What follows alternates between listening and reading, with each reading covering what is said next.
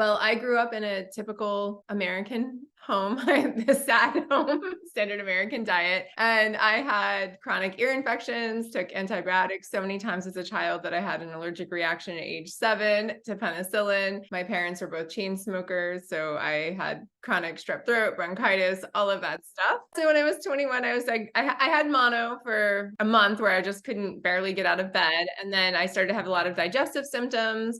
And basically that year turned into a spiral of getting diagnosed with ulcerative colitis. Oh, my hair fell out. I had alopecia, which is bald spots, just so many, like the autoimmune train kicked off, you know? And I was also diagnosed with primary sclerosing cholangitis, which is an autoimmune liver condition where the bile ducts become scarred, inflamed and scarred. Oy, oy, oy. I traveled to a specialist who told me that I'd need a liver transplant within 10 years and I wouldn't be able to have kids.